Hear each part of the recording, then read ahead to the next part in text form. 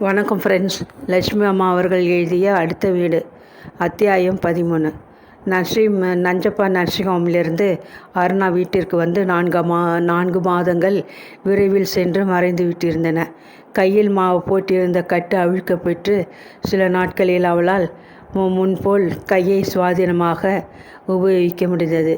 அன்று காலை அவள் பங்களா வாசல் தோட்டத்தில் இருந்த கொன்றை மரத்து நிழலில் விளையாடி கொண்டிருந்தாள்.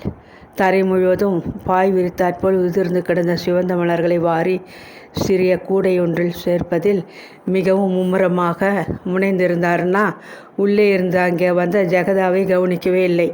உன்னைத்தான் அருணா, எவ்வளவு முறை கூப்பிடுகிறது, காது கேட்கவில்லையா என்று அதட்டிய பெரியம்மாவின் கோபக்குரலை கேட்டதும் திடுகிட்டு போன அந்த சிறுமி கையில் இருந்த கூடையை கீழே நழுவ விட்டாள்.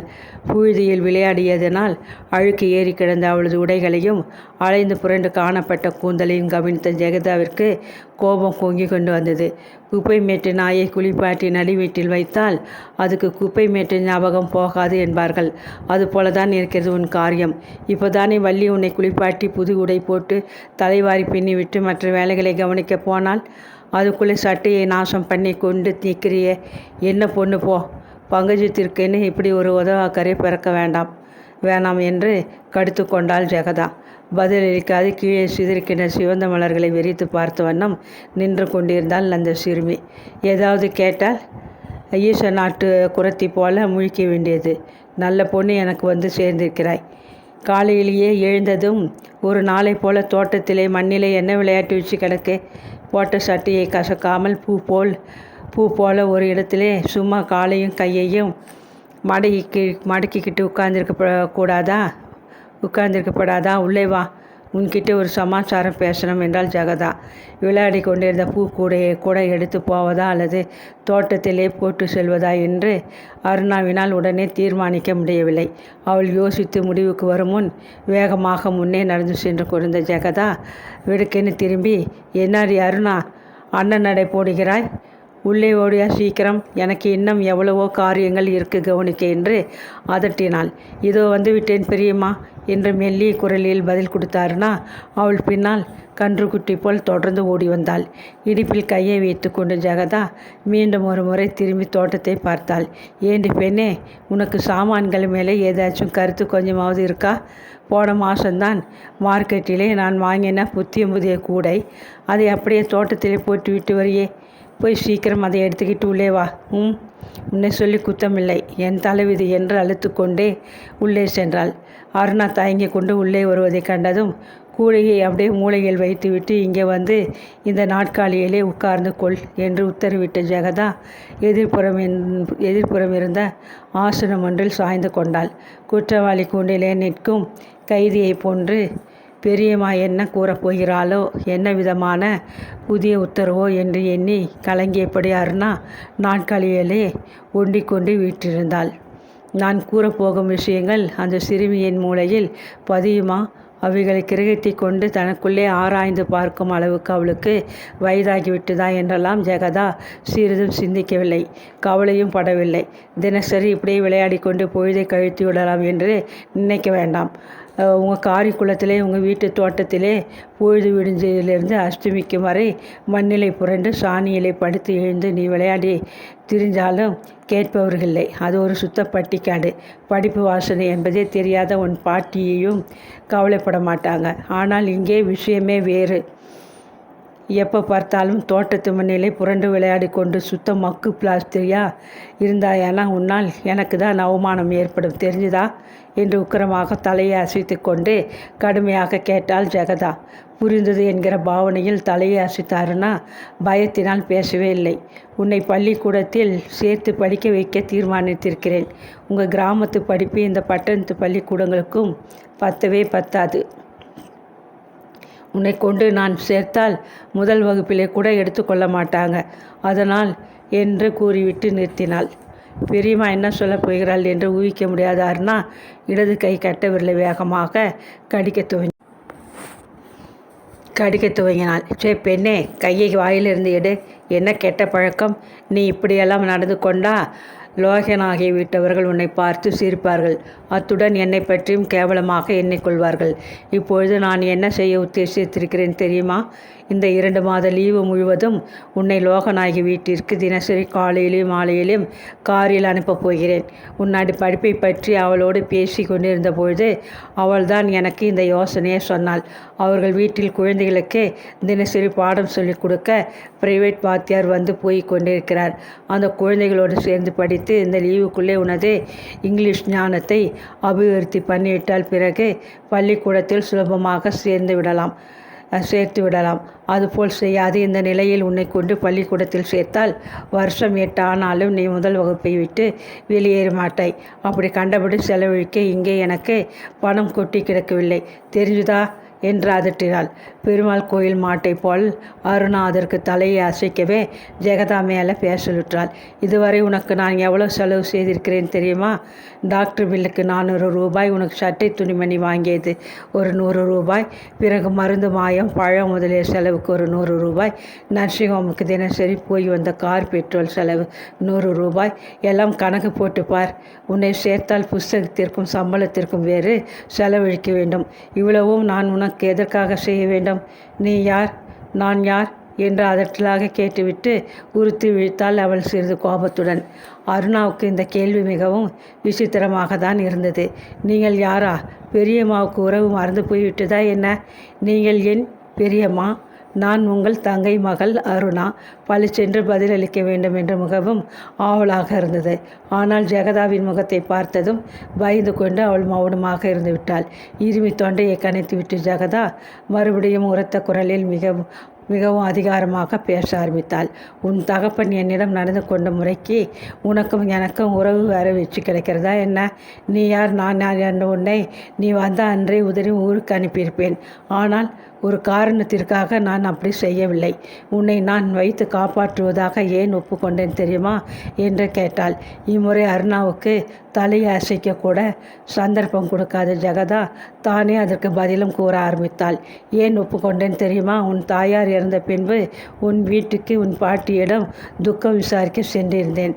அப்பொழுது நீ தாழ்வார்த்து மண் தரையில் மரக்கட்டை போல் ஒரு கிழிந்த துணி மீது உருண்டு கொண்டு கிடந்தாய். பங்கஜத்தின் உயிருக்கு யமனா வந்த சனியனாயுது என்று கேட்டுக்கொண்டு அருகில் வந்து குனிந்து பார்த்தேன். அப்பொழுது நீ என்னை பார்த்து சிரித்தாய்.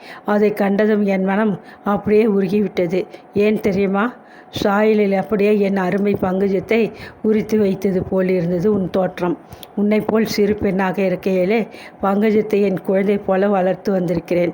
கல்யாணம் ஆன பின்பு மிதமிஞ்சிய கர்வத்திலே நான் செய்த நன்மைகளை எல்லாம் மறந்து மிகவும் அகங்காரத்தோடு என்னை அவள் துச்சமாக பேசிவிட்டாலும் சிறு பிராயத்திலே அவளை வளர்த்த பாசம் என் மனத்தின் அடியிலே அப்படியே அமுங்கி கிடந்தது.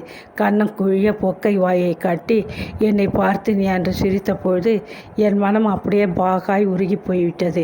பங்கஜத்தை நினைத்து எனக்கு அழுகை பொத்து கொண்டு வந்துவிட்டது. சரி, இந்த குழந்தைக்கு ஏதாவது உதவி செய்ய வேண்டும் என்று அன்றே என் மனதிற்குள் தீர்மானித்து கொண்டு விட்டேன். அதனால்தான் செலவை பொருட்படுத்தாது உனக்கு வைத்தியம் செய்து படிக்க வைத்து என்னுடன் வைத்து காப்பாற்றுவதற்காக உன் பாட்டியுடன் ஒப்புக்கொண்டேன் என்றாள். பங்கஜத்தின் நினைவினால் தழுத்தழுத்த தனது குரலை இரும்பி சரிப்படுத்தி கொண்ட ஜெகதா தனது மனவீழ்ச்சிகளை அந்த சிறுமி முன் பகிங்கரமாக காட்டிக்கொள்ள மனமின்றி மிகவும் அமுத்தலாக, லோகநாயகி வீட்டிற்கு உன்னை இன்று கூட்டிக் கொண்டு போகிறேன். லோகநாயகி என்று உனக்கு தெரியும் அல்லவா என்று வினவினாள். தெரியாது பெரியம்மா என்று தீர்மானமான குரலில் அருணா பதிலளித்தை கேட்ட ஜெகதா ஆச்சரியத்திலே ஆசனத்தில் நின்று துள்ளி எழுந்துவிட்டாள். தெரியாதா? நல்ல மக்கு பெண் நீ, போ. லோகாவே தெரியவில்லை என்கிறாயே. தினமும் சாயங்காலம் நர்சிங் ஹோமுக்கு என்னுடன் உன்னை பார்த்து போக வந்தாலே ஒரு அம்மாள், அவள்தான் லோகநாயகி. அவள் குழந்தைகள் படிக்கும் பள்ளிக்கூடத்தில் தான் உன்னை சேர்க்க உத்தேசித்திருக்கிறேன். உன்னை அங்கே அவர்கள் வீட்டுக்கு தினமும் படிக்க அனுப்பப் போகிறேன். என்றாலும் வேறு ஒரு காரியத்திற்காகவும் உன்னை அங்கு அனுப்ப நான் சம்மதித்திருக்கிறேன். லோகநாயகின் குழந்தைகளிடமிருந்து நல்ல பழக்க வழக்கங்களை நீ கற்றுக்கொண்டு அவர்களை போல் நன்றாக நடந்து கொள்ள தெரிந்து கொள்ள வேண்டும். நல்ல அந்தஸ்து உள்ளவர்களுடன் பழகினாலாவது என்னிடம் உள்ள அற்ப குணங்கள் அசுத்தத்தனம் எல்லாம் மறைந்து உனக்கு நல்ல பண்பாடு ஏற்படும் என்று நினைக்கிறேன். லோகாவின் குழந்தைகள் உன்னை போல் உடைகளை அசுத்தமாக்கி கொள்ள மாட்டார்கள். மண்ணில் விழுந்து புரளவும் மாட்டார்கள். உன்னை ஒத்த வயதுடையவள் தான் அந்த நளினி. அவள் அதற்குள் பெரிய இங்கிலீஷ் புத்தகங்களையெல்லாம் அலட்சியமாக படித்து விடுகிறாள். என்ன பேசுகிறாள் தெரியுமா? ரொம்பவும் கெட்டிக்காரி. ஆனால் ஒன்று உன்னை இப்போதே எச்சரிக்க விரும்புகிறேன். நீ உண்டு, உன் பாடம் உண்டு என்று அங்கே மிகவும் கௌரவமாக நடந்து